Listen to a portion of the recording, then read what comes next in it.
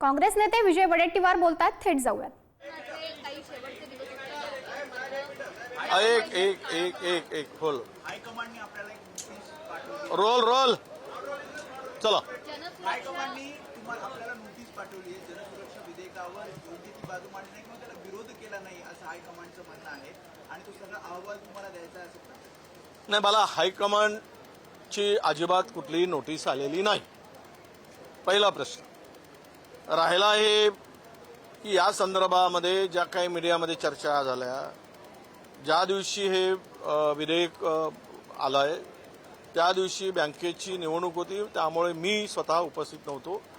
मी माझ्या चंद्रपूर जिल्हा मध्यवर्ती बँकेची निवडणूक होती आणि त्या सभागृहामध्ये काँग्रेसचे नेते होते. त्यांनी योग्य बाजू मांडली नाही असं जो काही हे आहे ते सगळे प्रोसिडिंगची त्यांनी मांडलेली बाजू किंवा त्यांनी केलेलं भाषण ते सगळे आम्ही सभागृहाच्या मध्ये मांडलेलं ते ती माहिती आम्ही हायकमांडकडे पाठवणार आहोत, प्रदेशाध्यक्षांना सुद्धा देणार आहोत. आणि खरं दुर्दैवानं की म्हणावं लागेल की त्या दिवशी सर्व विरोधकांनी आम्ही वॉकआउट करण्याची गरज होती त्या विधेयकाला विरोध करून.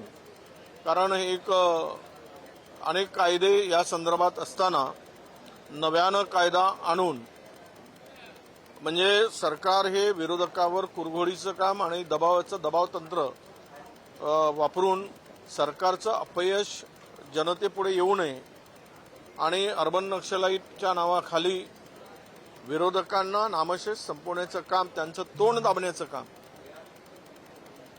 या सरकारकडून सुरू आहे. तेच त्या विधेयकाचा अर्थ होता.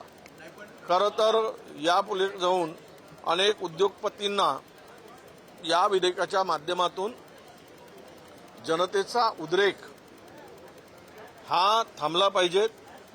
कुठल्याही उद्योगाच्या विरुद्ध कोणी कामगार सुद्धा उभा राहू नये ही त्यामागची सरकारची भूमिका आहे. राहिला प्रश्न तुमचा की मला सभागृहामध्ये जे काही घडलं त्या संदर्भात प्रदेशाध्यक्षांनी त्यापूर्वीच एक नोट दिली होती आणि ती नोट मी सगळ्यांच्याकडे उपलब्ध होती आणि ज्यावेळेस हे बिल सभागृहात आलं त्यावेळेस मुळात यावर सरकारने सुद्धा विरोधकांना बोलताना त्यांनी सांगितलं की हे जॉईंट पार्लमेंट बोर्ड समितीकडे जे काही बिल गेलं त्यावेळेस तुम्ही तिथे बाजू मांडली, त्यामुळे सभागृहात तुम्हाला आता बोलता येणार नाही फार, अशा प्रकारची भूमिका.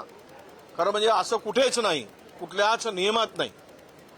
तिकडे मी सुद्धा अध्यक्षांना पत्र देऊन त्या संयुक्त समितीकडे जो प्रस्ताव पाठवला होता त्यामध्ये कुणाकुणाचे आक्षेप काय होते याची माहिती मागली तात्काळ, पण ती माहिती सुद्धा मला विधिमंडळाकडून उपलब्ध झालेली नाही अद्याप.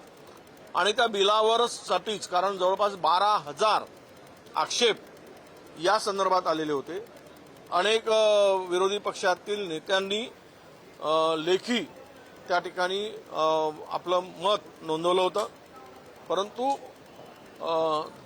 ही दादागिरी जी आहे, काय मुस्कटदाबी आहे, बहुमताच्या भरवशावर जो आवाज दाबण्याचा प्रयत्न आहे तो पूर्णतः सरकारने केलेला आहे. तुम्ही म्हणता की विरोधकांनी वॉकआउट करण्याची गरज होती, मात्र तरी देखील विरोधक एकवटताना दिसलेले नाही, हे सर्व पक्षीय विरोधक एकवटताना दिसले नाहीत.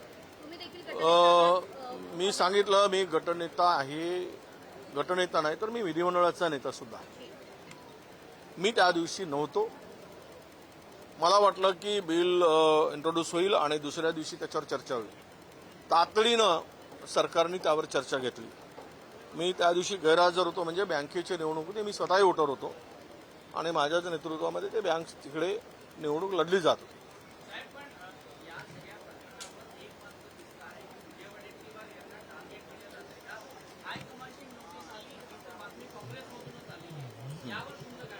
नाही, मला नोटीसच आली नाही, त्यामुळे कोण देतो ती माहिती त्यामुळे मला माहित नाही. प्रदेशाध्यक्षांनी नेमकी कुठली नोट दिली होती जी सगळ्यांकडे नोट दिली आणि पत्रही दिलं नंतर प्रदेशाध्यक्षांनी की सभागृहामध्ये त्या दिवशी कोण कोण काय काय बोलले याची माहिती त्यांनी मागितली आहे. तो अहवाल मी तयार केलेला आहे, तो प्रदेशाध्यक्षांना देणार आहे.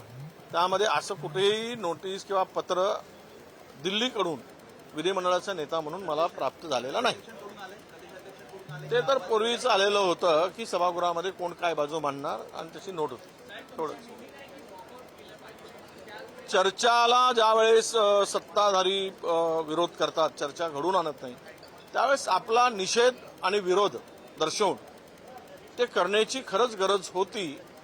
पण दुर्दैवानं ते त्यावेळेस संख्याबळ नसेल, कदाचित काही काय तर मी कारण सभागृहात नव्हतो त्यामुळे अधिक भाष्य करणार तर तुम्ही असताना तुम्ही सगळ्यांना घेऊन वॉकआउट केलं असं तुम्ही नाही. 100% या बिल मी त्याच ठिकाणी सभागृहातच फाडून टाकलं असतं मी जर असतो तर. आणि मी सर्व माहिती आणि तयारी केली होती, पण अचानक त्या दिवशी गैरहजर होतो आणि ते बिल इंट्रोड्यूस झालं.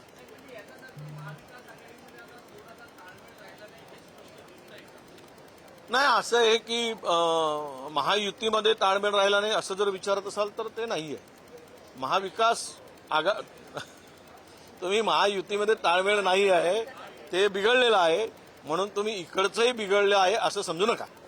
सर, हिंदी में जानना चाहते हैं कि इस प्रकार का जो पूरा ये बताया जा रहा है कि आपके खिलाफ नोटिस आई है हाईकमान से, क्या है दिल्ली से नोटिस? नहीं, मुझे दिल्ली से कोई नोटिस नहीं आई, ना प्रदेश से भी ऐसी कोई नोटिस नहीं आई. उन्होंने एक नोट तैयार कर दिया था कि इस बिल को कैसे विरोध करना है, और वही नोट मिली थी. मैंने सबको पता है और सबको वो नोट दी गई है. और दूसरी बात रहा सवाल कि जिस दिन ये बिल इंट्रोड्यूस हुआ उस दिन मैं नहीं था, मेरे बैंक का चुनाव था, इसलिए मैं वहाँ पे सभागृह में नहीं होने से मुझे सरकार ये बिल के बारे में बात करने के लिए ये नहीं मिला. जो लोग उपस्थित थे उन्होंने इस बिल को लेकर क्या क्या भाषण दिया है इसकी माहिती भी हमारे प्रदेशाध्यक्ष को देना है. और उन्होंने वो हमको पूछा है कि उस दिन हाजिर जो थे उन्होंने क्या क्या बात कही, उनके भाषण में उन्होंने क्या विरोध किया, ये एक मत से हुआ है, बहुमत से हुआ है, ये कैसे मंजूर हुआ, उस बारे में भी उन्होंने उनको इन्फॉर्मेशन देना है.